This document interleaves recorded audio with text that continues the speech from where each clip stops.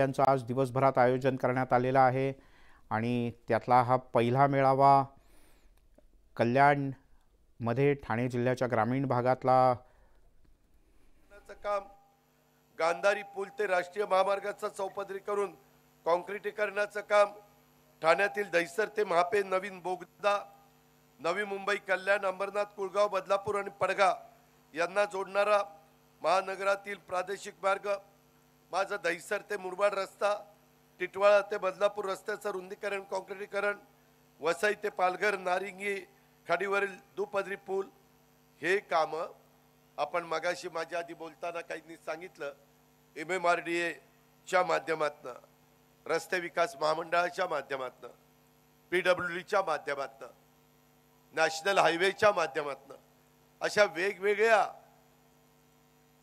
डिपार्टमेंटमधनं ही कामं करण्याचा आपला प्रयत्न आहे. का तर प्रचंड लोकसंख्या वाढलेली आहे. कचऱ्याची विल्हेवाट, मी आज सकाळपासून माझ्या गाडीत नजीम मुल्ला, आनंद परांजपे, सुनील तटकरे, प्रमोद हिंदूराव ही जण बसले. त्याच्यामध्ये मी सातत्याने सांगतोय की बऱ्याचशा गावामध्ये कचऱ्याची विल्हेवाट लावण्याची ताकद देखील राहिलेली नाही. सरपंच काही भेटले, काही सदस्य भेटले. मित्रांनो, ह्या समस्या सोडवण्याच्या करता राज्य सरकार पाठीशी असावं लागतं. पिण्याच्या पाण्याच्या करता नवीन धरणं बांधायचं म्हटलं, मग शाही धरण असेल, काळू धरण असेल, तर त्याही करता राज्य सरकारची साथ असावी लागती, केंद्र सरकारची साथ असावी लागती. राष्ट्रवादी काँग्रेस पक्षाची स्थापना झाल्यापासून अनेकदा हा पक्ष सत्तेमध्ये सहभागी झाला.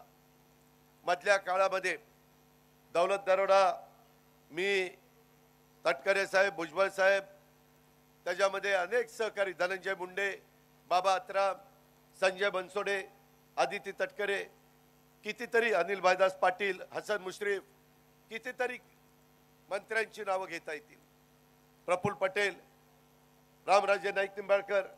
आम्ही सगळ्यांनी ठरवलं की आपल्याला जर प्रश्न सोडवायचे म्हटलं तर सत्तेमध्ये आपण गेलं पाहिजे.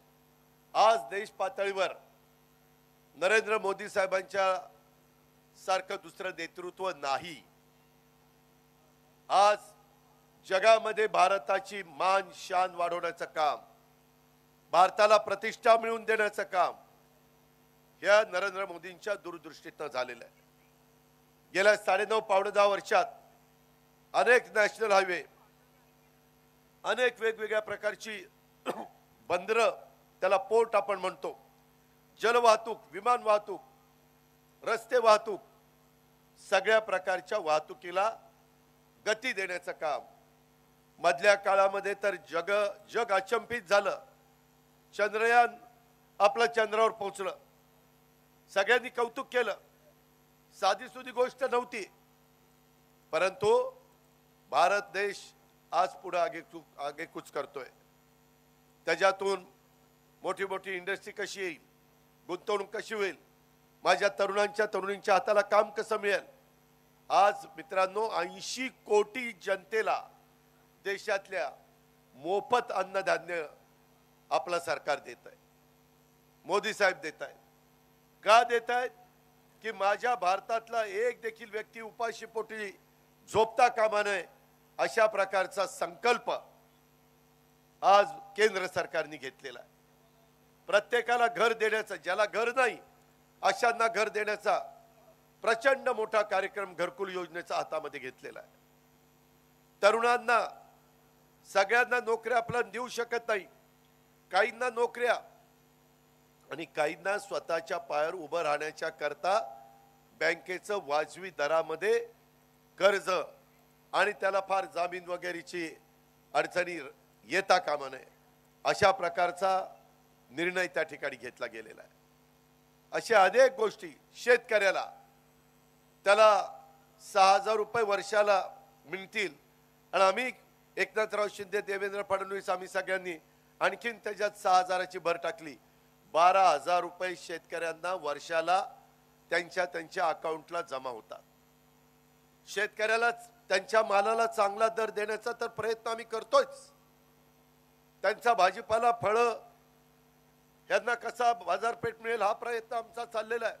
आत्ताच इथे येण्याच्या आधी कल्याण डोंबिवलीची मार्केट कमिटीच्या बद्दल प्रमोद हिंदूरावनी मला शिष्टमंडळ भेटवलं आणि त्याच्यातून पण काही अडचणी आहेत त्या आपण सोडवतोय.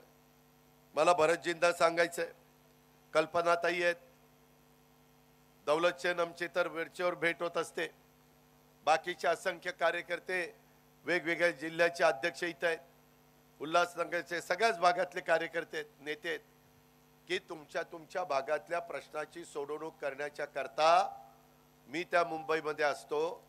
आठवड्यातले 3-4 दिवस सार्वजनिक काम घेऊन केव्हाही हक्कानी या. वैयक्तिक कामाला थोडंसं तिथं थांबवा, परंतु ज्याच्यातून राष्ट्रवादी काँग्रेस पक्षाच्या कार्यकर्त्यांमुळे तिथला सार्वजनिक प्रश्न निकाली निघणार आहे अशा प्रकारचे प्रश्न सोडवण्याच्या करता आपण सरकारमध्ये गेलेलो आहे. लोकांच्या अडचणी सोडवण्याच्या करता आपण सरकारमध्ये गेलेलो आहे. बहुजन समाजाच्या कल्याणाकरता आपण सरकारमध्ये गेलेलो आहे. त्याच्यामध्ये आपला वैयक्तिक कुठला स्वार्थ नव्हता, परंतु स्वर्गीय यशवंतराव चव्हाण साहेबांनी पण त्या काळामध्ये सांगितलं की जे पद असतं त्या पदाचा वापर हा सर्वसामान्य माणसांचे प्रश्न सोडवण्याच्या करता करायचा असतो. ही जी शिकवण आहे त्या शिकवणीने आपण पुढे चाललोय. वय झाल्यानंतर काही वयाच्या नंतर थांबायचं असतं, हा वर्षानुवर्ष चालत आलेली ती परंपरा आहे. परंतु काही जण ऐकायला तयार नाही, हट्टीपणा करतात. माणूस 60ला आमच्या राज्य सरकारमध्ये तर 58लाच रिटायर होतात. ते म्हणतात अरे आम्हाला 60 पर्यंत तरी ठेवा. काही जण 65ला रिटायर होतात, काही जण 70ला रिटायर होतात, काही 75ला रिटायर होतात. 80 झालं तर